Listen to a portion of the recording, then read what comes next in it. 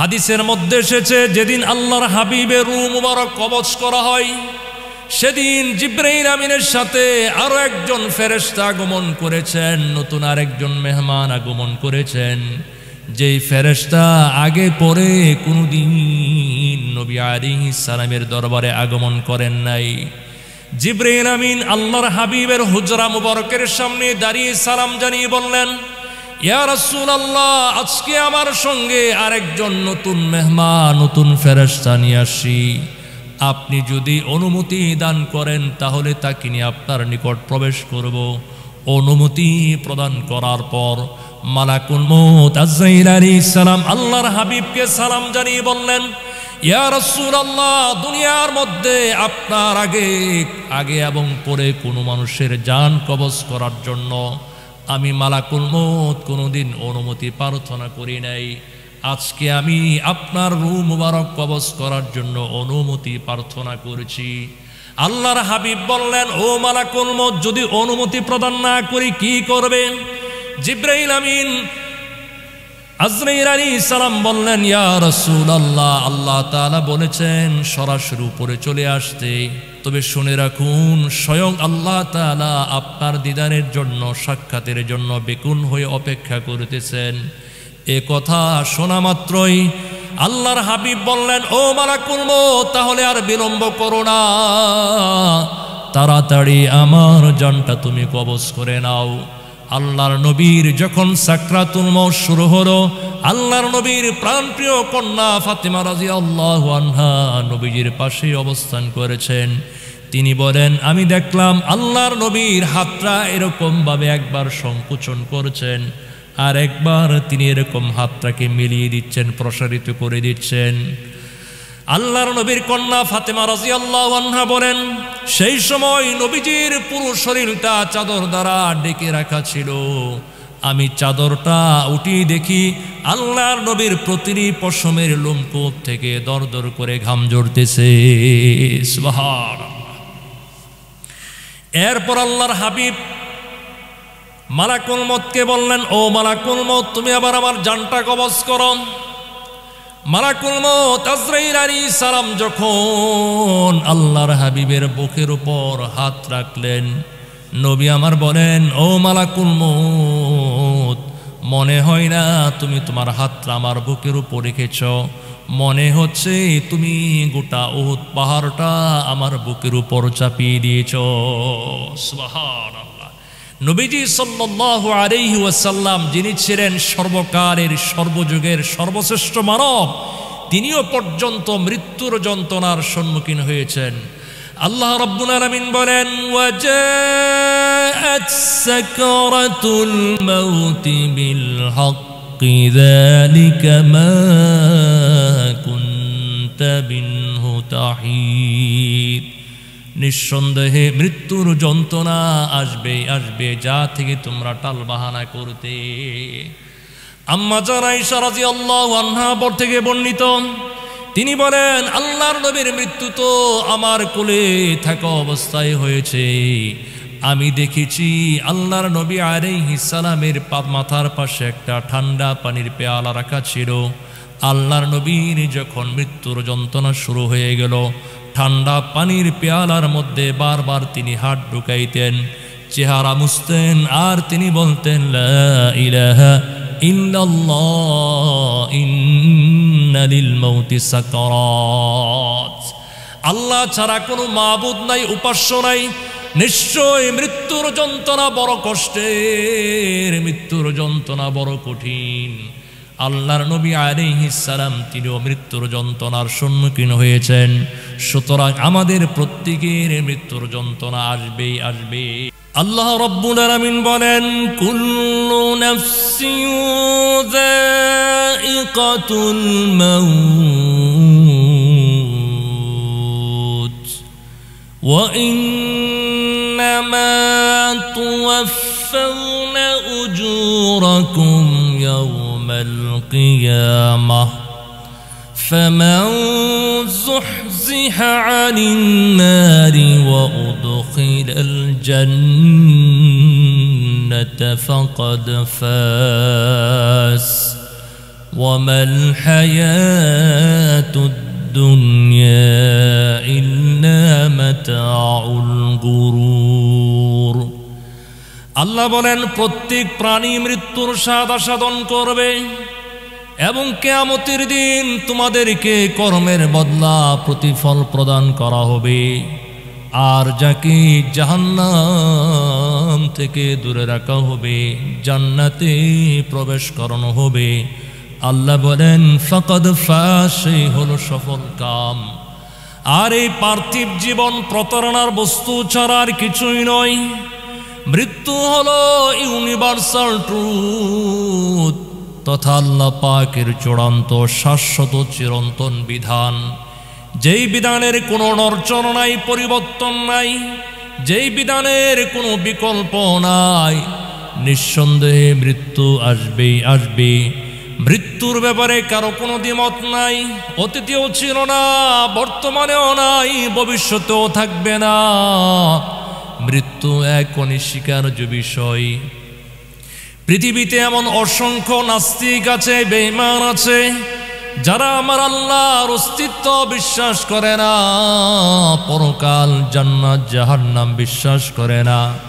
কিন্তু পৃথিবীতে এমন একজন নাস্তিক খুঁজে পাওয়া দুষ্কর যে মৃত্যুকে অস্বীকার করে।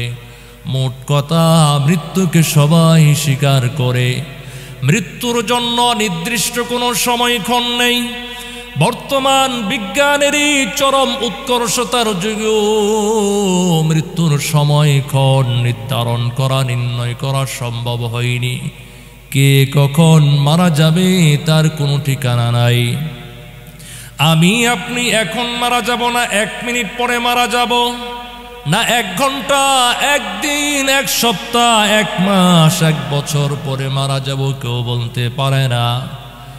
আমি আপনি সুস্থ থাকি, অসুস্থ হই, যুবক হই আর বৃদ্ধ হই, ধনী হই আর গরিব হই, দুনিয়ার মধ্যে আমি আপনি যেই জায়গায় অবস্থান করি না কেন, যে কোনো সময় আমার আপনার মালাকুল মউত চলে আসতে পারে। দুনিয়ায় কত মানুষ হসপিটালের বিছানায় শুয়ে আছে, আইসিইউতে লাইফ সাপোর্ট দেওয়া রাখছে।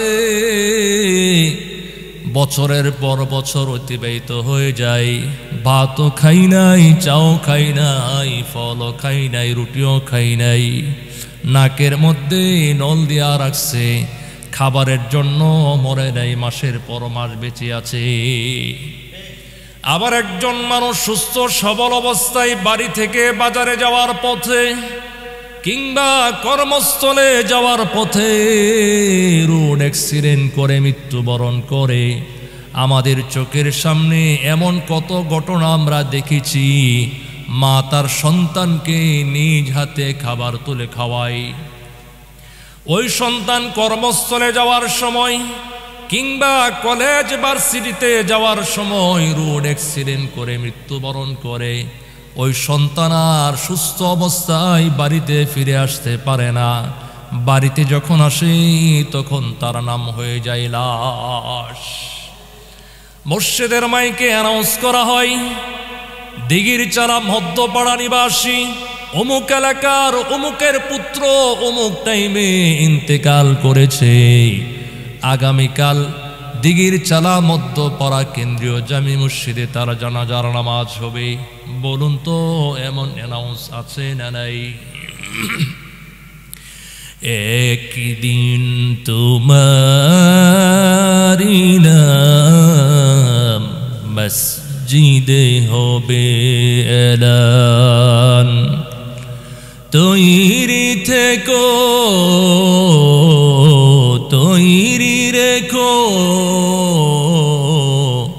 কবরের মাল সামান। একদিন তোমারি নাম মসজিদে হবে এলান। ও মুসলমান, আমি আপনি দুনিয়াকে যতই আঁকড়ে ধরি না কেন, দুনিয়ার মহব্বত, সন্তানের মহব্বত, বিবি বাচ্চার মহব্বত যত বেশি করি না কেন, দুনিয়া কিন্তু আমার আপনার আসল ঠিকানা নয়। মৃত্যু আর কবর হলো আমার আপনার শেষ ঠিকানা, শেষ পরিণাম।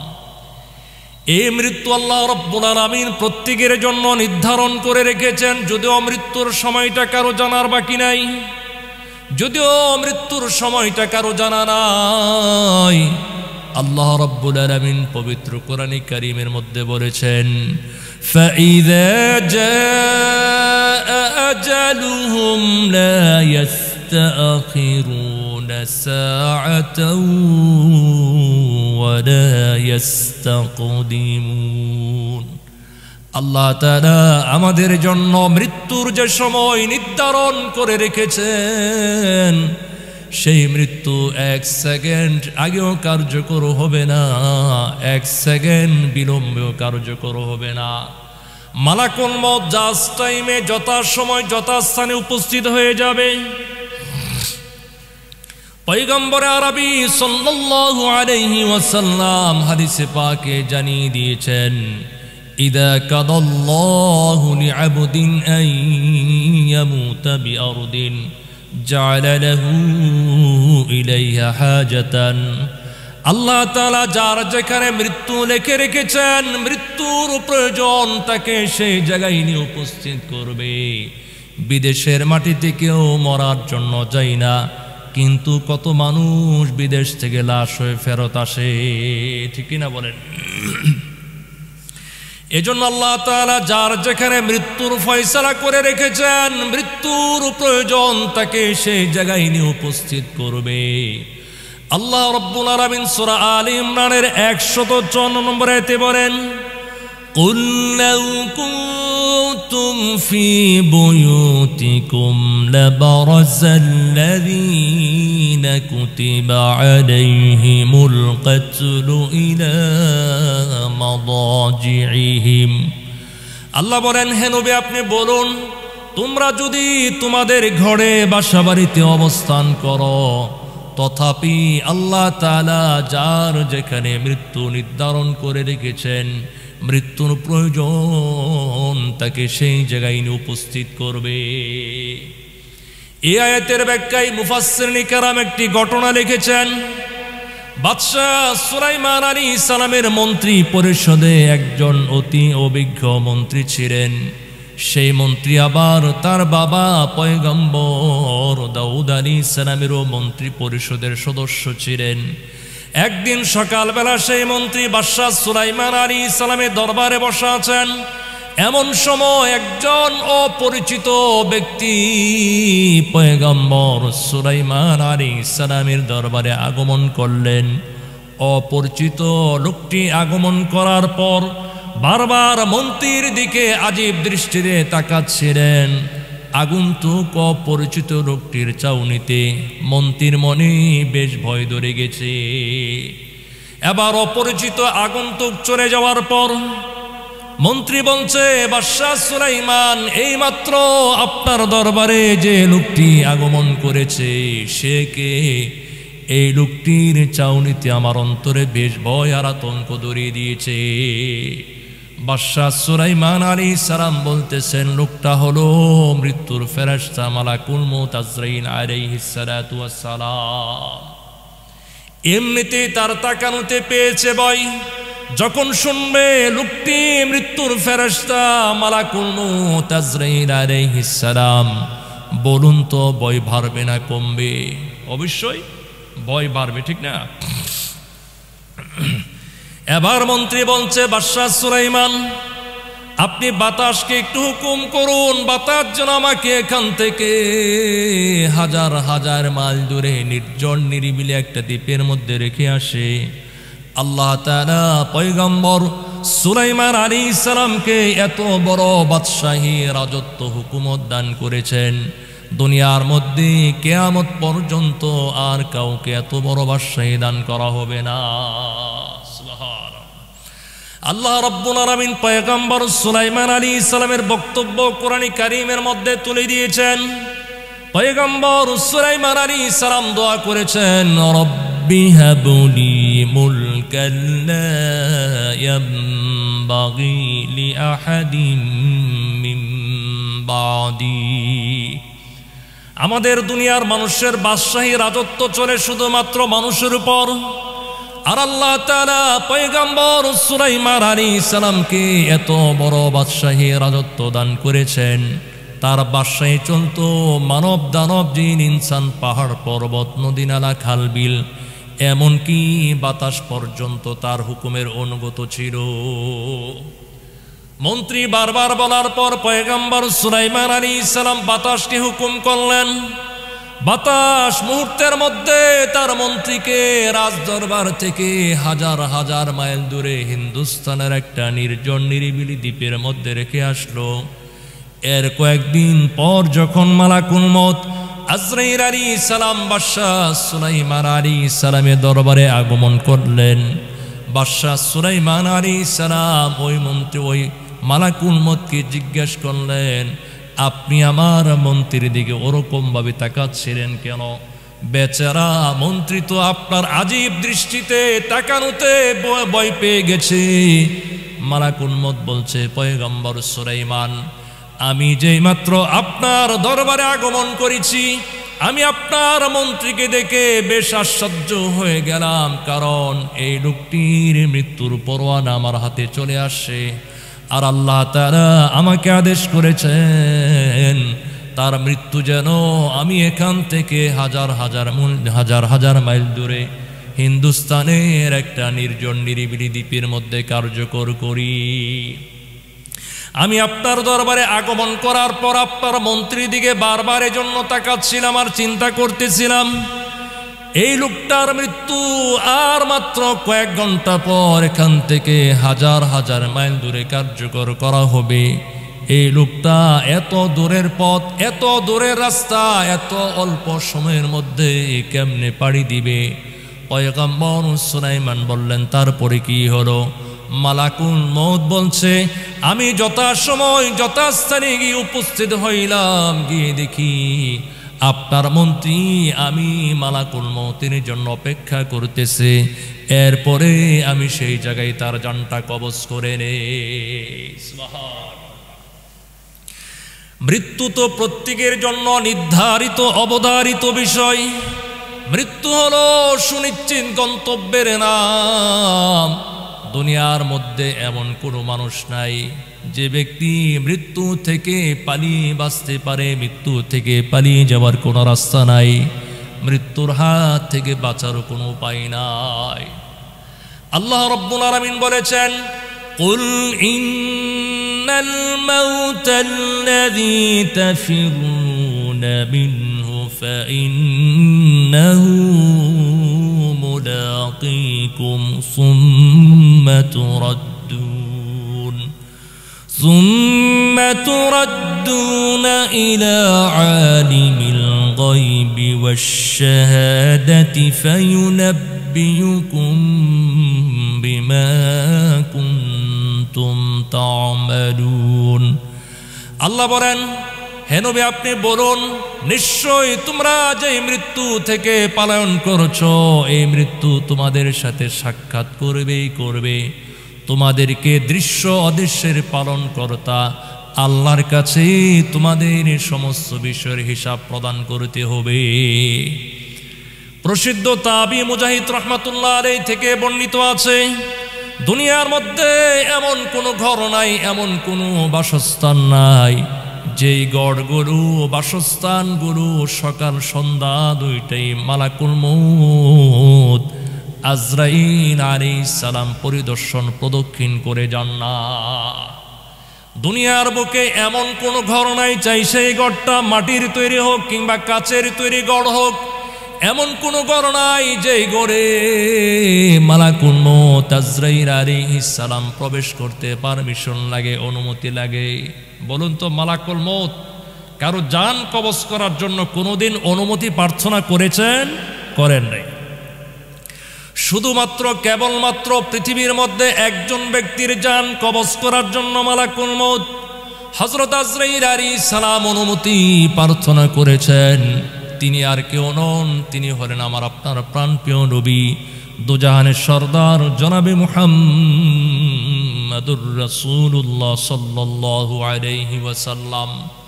হাদিসের মধ্যে এসেছে যেদিন আল্লাহর হাবিবের রূহ মুবারক কবজ করা হয় সেদিন জিবরাইল আমিনের সাথে আরো একজন ফেরেশতা আগমন করেছেন, নতুন আরেকজন মেহমান আগমন করেছেন, যেই ফেরেশতা আগে পরে কোনদিন নবী আলাইহিস সালামের দরবারে আগমন করেন নাই। জিবরাইল আমিন আল্লাহর হাবিবের হুজরা মুবারকের সামনে দাঁড়িয়ে সালাম জানিয়ে বললেন, ইয়া রাসূলুল্লাহ, আজকে আমার সঙ্গে আরেকজন নতুন মেহমান, নতুন ফেরেশতা নিয়ে আসি। আপনি যদি অনুমতি দান করেন তাহলে তাকে নিয়ে আপনার নিকট প্রবেশ করব। অনুমতি প্রদান করার পর মালাকুল মউত আজরাইল আলাইহিস সালাম আল্লাহর হাবিবকে সালাম জানিয়ে বললেন, ইয়া রাসূলুল্লাহ, দুনিয়ার মধ্যে আপনার আগে এবং পরে কোনো মানুষের জান কবজ করার জন্য আমি মালাকুল মউত কোনোদিন অনুমতি প্রার্থনা করি নাই। আজকে আমি আপনার রূহ মুবারক কবজ করার জন্য অনুমতি প্রার্থনা করেছি। আল্লাহর হাবিব বললেন, ও মালাকুল মউত, যদি অনুমতি প্রদান না করি কি করবে?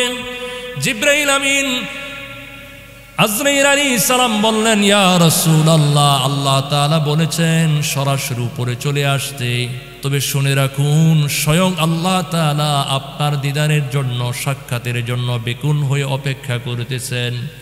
এ কথা শোনা মাত্রই আল্লাহর হাবিব বললেন, ও মালাকুল মউত, তাহলে আর বিলম্ব করো না, তাড়াতাড়ি আমার জানটা তুমি কবজ করে নাও।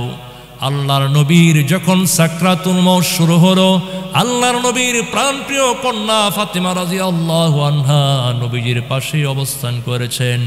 তিনি বলেন, আমি দেখলাম আল্লাহর নবীর হাতটা এরকম ভাবে একবার সংকোচন করছেন, আর একবার তিনি এরকম হাতটাকে মিলিয়ে দিচ্ছেন, প্রসারিত করে দিচ্ছেন। আল্লাহর নবীর কন্যা ফাতেমা রাদিয়াল্লাহু আনহা বলেন, সেই সময় নবীজির পুরো শরীরটা চাদর দ্বারা ঢেকে রাখা ছিল। আমি চাদরটা উঠিয়ে দেখি আল্লাহর নবীর প্রতিটি পশমের লোমকূপ থেকে দরদর করে ঘাম ঝরতেছে। সুবহানাল্লাহ। এরপর আল্লাহর হাবিব মালাকুল মউতকে বললেন, ও মালাকুল মউত, তুমি আবার আমার জানটা কবজ করো। মালাকুল মউত আজরাইল আলাইহিস সালাম যখন আল্লাহর হাবিবের বুকের উপর হাত রাখলেন, নবী আমার বলেন, ও মালাকুল মউত, মনে হয় না তুমি তোমার হাতটা আমার বুকের উপর রেখেছ, মনে হচ্ছে তুমি গোটা উহুদ পাহাড়টা আমার বুকের উপর চাপিয়ে দিয়েছ। সুবহানাল্লাহ। নবীজি সাল্লাল্লাহু আলাইহি ওয়াসাল্লাম, যিনি ছিলেন সর্বকালের সর্বযুগের সর্বশ্রেষ্ঠ মানব, তিনিও পর্যন্ত মৃত্যুর যন্ত্রণার সম্মুখীন হয়েছেন। আল্লাহ রাব্বুল আলামিন বলেন, ওয়াজাআত সাকরাতুল মাউতি বিল হাক্কি যালিকা মা কুনতা বিনহু তাহিদ। নিঃসন্দেহে মৃত্যুর যন্ত্রণা আসবে আসবে, যা থেকে তোমরা টাল বাহানা করতে। আম্মা জান আয়েশা রাদিয়াল্লাহু আনহা থেকে বর্ণিত, তিনি বলেন, আল্লাহর নবীর মৃত্যু তো আমার কোলে থাকা অবস্থায় হয়েছে। আমি দেখেছি আল্লাহর নবী আলাইহিস সালামের মাথার পাশে একটা ঠান্ডা পানির পেয়ালা রাখা ছিল।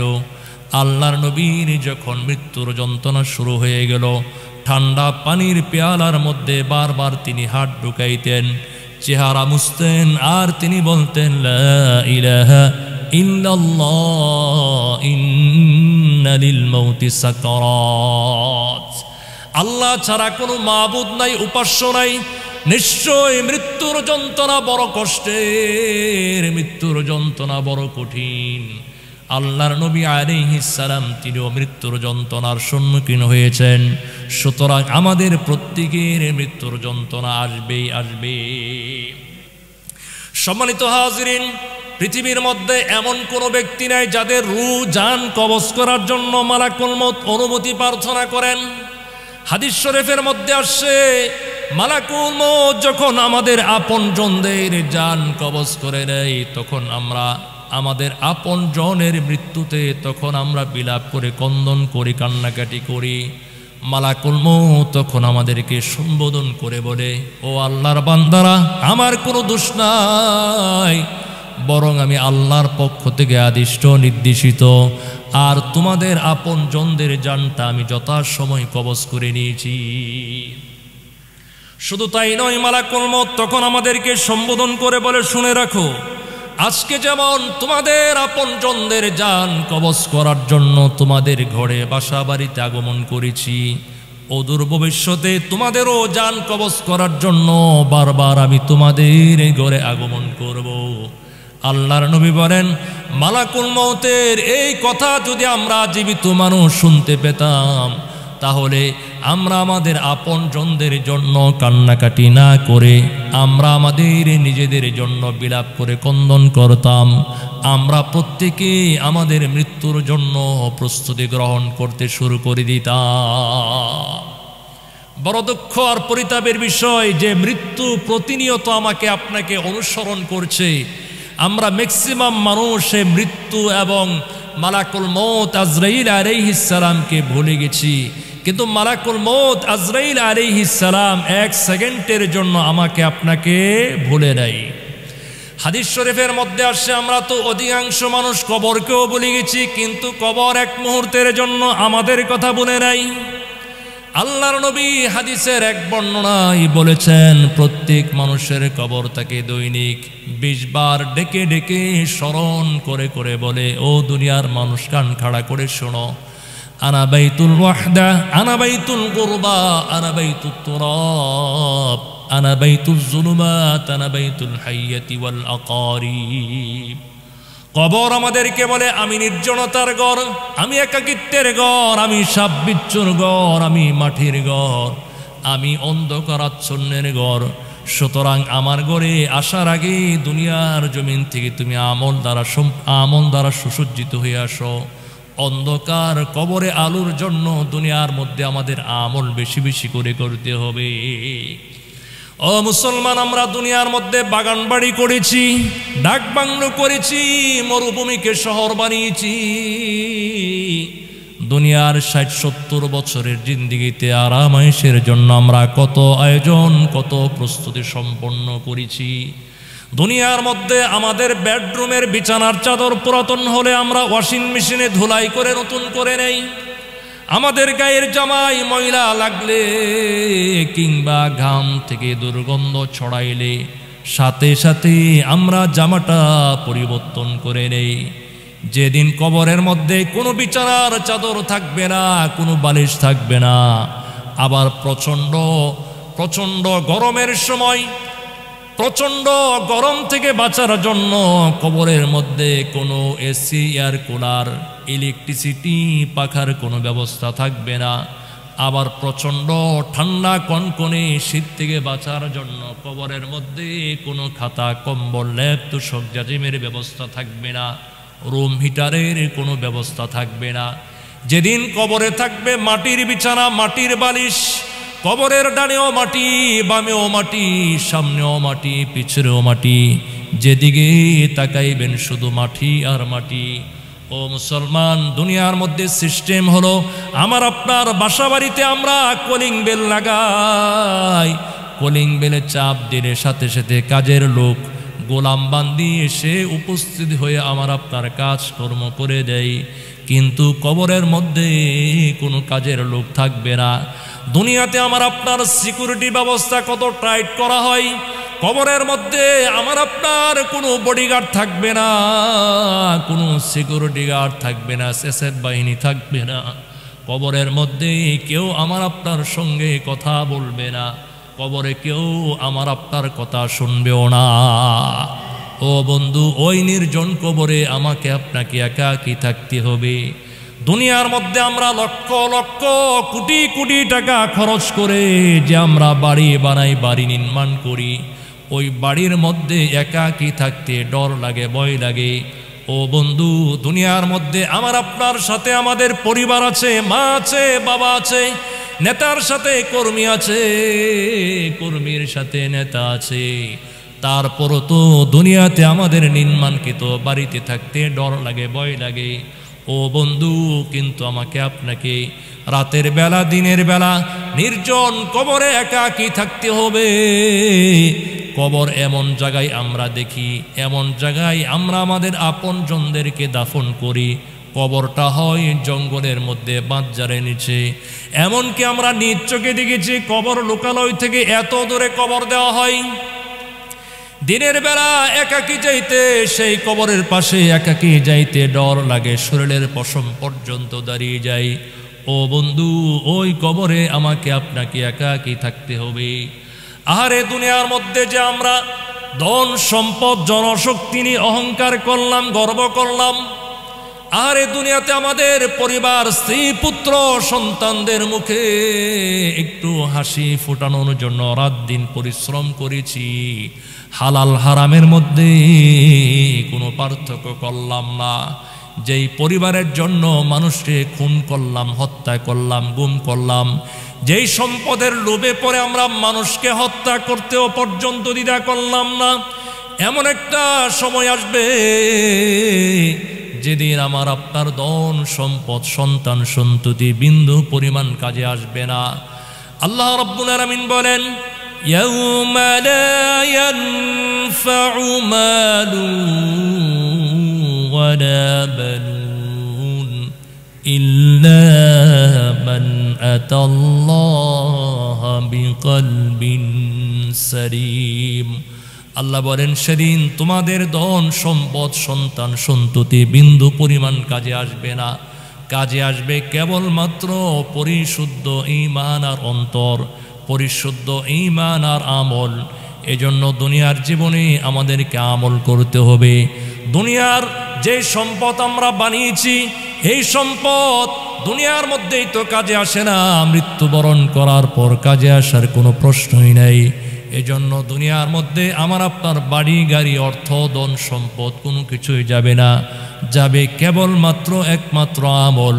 আল্লাহ তাআলা আমাদেরকে সেই আমল করার জন্য তৌফিক দান করেন, আমিন।